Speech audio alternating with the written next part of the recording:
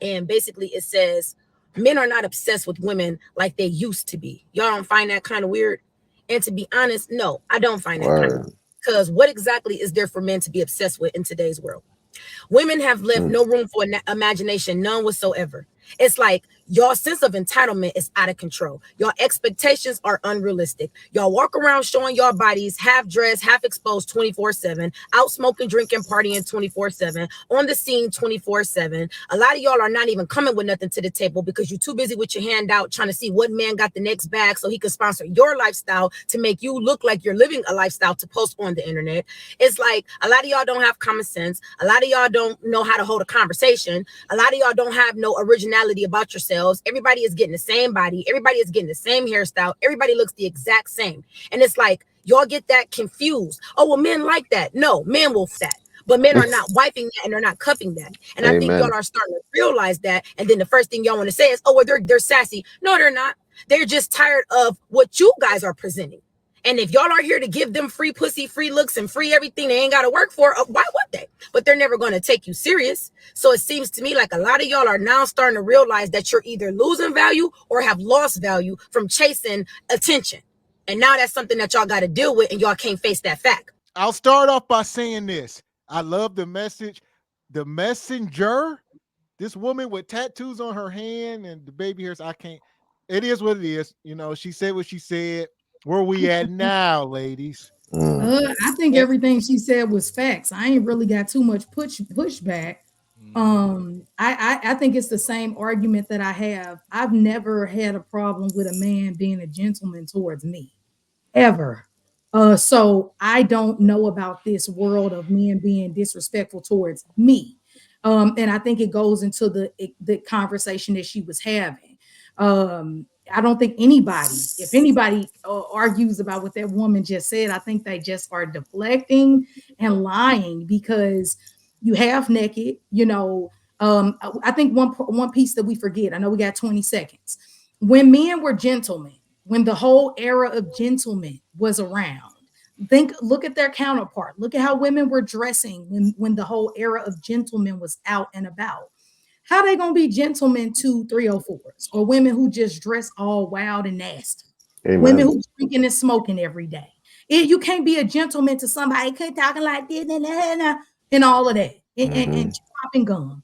So you know you can be from the hood but not of the hood. And so everything she said was facts. Mr. Gavin didn't like her baby hairs, you know, but I just think everything she said was correct. So I think, like I said, when we step it up, the men will naturally be in a position to fall into that gentleman position as well, the ones who aren't. So you know why I didn't? So you know why I'll get you in here. You know why I didn't like the baby hair? She had a tattoo on her hand. Yeah, that's unnecessary. Let's say she called herself a wife. And this is when we say the 304s and the wives are standing too close to each other. Yes. It's not literally all the time. It's not a literal thing. Y'all must understand. Well, what if she did that when she was 15? She need to get it removed. I ain't making an excuse. No, that was a genuine. No. For somebody to have empathy, the date market don't care, Crystal. No. I wasn't. No, that was a genuine thing. Like I agree. Okay, I think she needs to get it removed. Yep. She needs to get it removed. She needs to get it removed. Or live with what is bringing with it. Yeah. Yeah. I agree. And I would argue too, Crystal, is that a lot of information from women being sent out about that we are equal, and that's a problem. I don't think you guys understand. That's a big problem. We don't want to see you guys as we see ourselves. We don't want that. Right. I mean, I'm telling you, if the five of us guys went out to play ball, I'm shooting Gavin and Mr. Walker a couple of elbows every now and then. We don't do that to you guys. We don't want to do that to you guys. Right. We want to treat you guys. Did she say something about equality, Q? Did I miss something?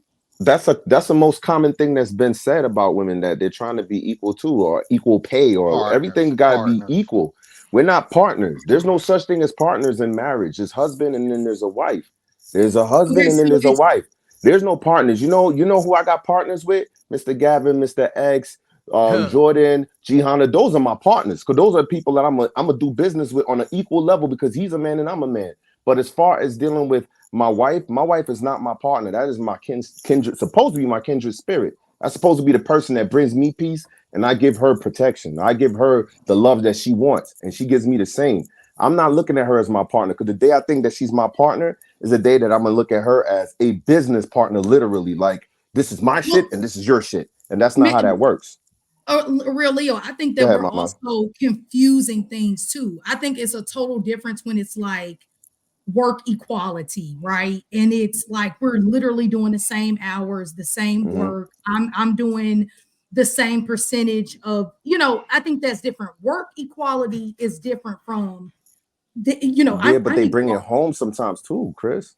Right. And see that right there, I don't go into the whole equality thing. I said that, remember when they were arguing back and forth about that, I feel like women bring what they bring, men bring what they bring, all the equality and things like that. I believe in equality in terms of, if a man can open up a bank account, I should be able to open a bank account. Of course. If a man can get a job, I should be able to get a job. Like, that's what I mean as far as like the feminist movement was good. When I say that, I don't believe in, the feminist movement was good because if a man could move a shovel and do this, I can too. Like, I'm not with all that. So let me ask you a question.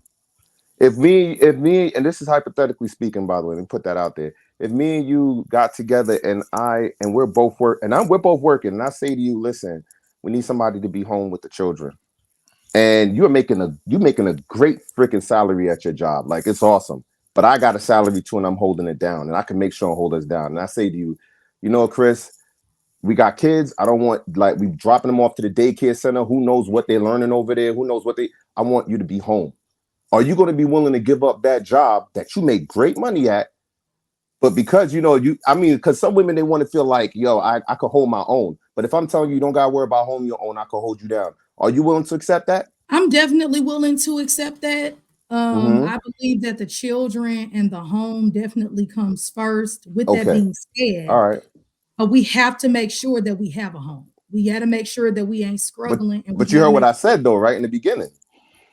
I said you don't got to worry about that because that's being taken care of. There ain't no struggle. Forget the struggle. The struggle's gone. Are you willing to let go of that job that you make very good money at, and I make good money, and I can hold us down? Are you willing to let that go? To be able to be a housewife, to be able to be there for the children, and also too to make sure you maintain the home front, so the home front ain't empty when both of us are out. Right, Aurelio. So yes, I always agree with the women being with the children. Always, that's always my standpoint. That's why I tell a lot of the women that I work with, it's better to have a home-based business. That way, you're never in a position of really having to leave the home if you don't have to leave the home. So that's what the stance that I always have with that. Now, what do you say? And this is just my quick question. If the woman is making $150,000 and the man is making $50,000, as the husband, would you ask her to quit her job to be at home with the kids if you had to move house or home or neighborhood? That depends on the environment, number one, and number two. If you're making 150 and I'm making all right, let me give you a real life scenario. My wife was making 200 and change at one point, right? And I was making 100 and change, and she was making more than me. I told my wife to stay home during the time when I think it was right after she had the child. I told her to stay home. Don't go to work. You're home, and I'll hold it down. Yeah, we're used to making more than that, but we dropped for a reason, and she understood the plan. And I told her, whenever you want to go back, you can. But you don't have to. That you got to, as a man, you got to be secure in knowing that you're going to be making this decision, because guess what? It's a lot. It's the weight is going to be on you if you're married, and the weight is going to always be on the man anyway. Either way you look at it, but I don't mind. To me, it's not going to take nothing from me. I'm not going to. I didn't. I mean, let me take that back. When I was younger, yes, as a young man, I didn't have no father over me telling me how to manage my mood in that situation where, if the woman is making more money than me, how should I respond to that? But it's kind of different, because some women, they don't know how to handle if they're making that much money and the man is making less. They actually take the role of not being in the feminine role. They actually be in the masculine role, which there are women that are making a lot of money. And I'm talking about surgeons, and they have their husbands making way less, and they still come home and they act very feminine. I think the problem is women, when they get that much money and they get into that hierarchy of a role, they bring that shit home, and then they tend to talk down to that man that they should be talking to, or looking towards leadership. It's like his leadership diminishes the minute you make more money than him, and I think that's why some, not all men, some men fear that. Some, not all. Listen, Real Leo, he up here dropping jewels. I want to get Heathen Queen and Q in here. And Real Leo, the one thing that's interesting about the job aspect for women's is that if they're in there long enough, and it's just a theory of mine, by the way, when they're in there long enough, that's how they self-actualize. So if they, and that's why I'm against, and Tyranny left already, but I'm against them telling women to wait to their 30s for two reasons. One, that's ridiculous for the species, because in mass, most women aren't going to push very many out if all women wait to their 30s plus to start having kids. We're not going to have enough kids. First of all, if we do that in mass. But second of all, if they work so long, I think that job becomes about a part of their identity. And how can they just give that up? Because then they leave their job, and then now they have to be a mom, where their fellow women who out there who will vilify them for choosing that, which is odd. Yeah, bro, that's crazy. Yo, that happened to my. Go ahead. I'm sorry. Go ahead. That touched home so that's too. Going to be a that problem. That's going to be a problem. I don't know, and I don't have an answer for that, because something's got to give. If you're going to start having kids and you want your influence to be on your kids at their earlier years, something's got to give. I don't know. Go ahead. How the hell you shame? My thing is, how do you shame? Because this happens. This is real shit. You shame the woman that is actually about her family's business. Not the one that is like, nah, I choose work over family, knowing damn well that the husband got it. They still feel like, I don't know, man. That happened to my wife, man. My wife got demonized for being home. She did. She got demonized. She got talked down to and all that. And I don't think that's right, because she was living up to the responsibility of my wife. All the way. Right. That going right. That shit, yeah. Yeah, Mr. Walker, don't forget Heathen Queen, and you still haven't got jihad yet. Yeah, I was about to give the example of me being married. I was married for 30 years, right? I was 30. My husband just died. My condolences. And I have 3 degrees, and he didn't have any degrees. Okay, so but he made good money as a correctional officer. So we decided when we first got married that I would whatever he decided his would be priority, and mine would be second. So that would mean he would work the day shift because he was a captain in a prison, and I was, whatever I did, I had to do it on the out hours or the odd hours. But I always had to be taking care of home first, right? My husband wouldn't allow me to work when I was pregnant. So I wouldn't work for 2 years at a time.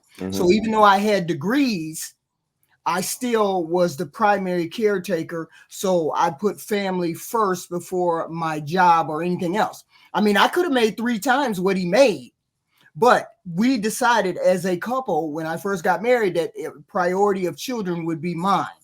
And I would work around whatever his schedule. He said, you can work whatever you want to work. It just has to be, under whatever I decide, and my money is the primary money, and your money is whatever extra. If you didn't work, it would just be my money. If you did work, we'd work it out however we needed to work it out. So we made it work for as long as we made it work. As long as I didn't look at my education as him being less than. So I never looked at him like that. I never looked at him and said, oh, okay, I got 3 degrees. And you don't have a degree and you barely made it out of high school and you're not as good as me. I never looked at him like that. Yeah. Never. And I hope he never felt like that. Right. I hope he never felt like he never really talked to me about what he thought or he felt. So I don't, beyond, loving me or whatever. So I didn't know how he felt with me getting degrees. I don't know how he felt about all of these things and me being a mother and a caretaker and me putting all that stuff first. But I knew what he wanted, right? And it could be intimidating. I ain't gonna lie, like, because my wife had got her degrees before I got mine. That was intimidating for me. But you know what it made me do? It made me go the fuck out there and get my shit too. And probably take it a step further, because I'm going for my master's. My wife she has her bachelor's, but that shit don't mean nothing to me the way when I got older. When I was younger, it was more of a, I got to show her I'm the man, that I could do this shit. Right. I had to come to a realization that I am a man. I am the boss of my own fucking entity, my own home. I am the leader of my home. I got to come to that realization because my father didn't give me that. You understand what I'm saying? I had to go out there and get that, you know, and it's kind of messed up because now I give that to my son for free. My son didn't have to work like I had to work to become a man. Like he's getting the lessons off the rip. I came with no script. So it was intimidating when my wife had degrees and I didn't even have a fucking high school diploma.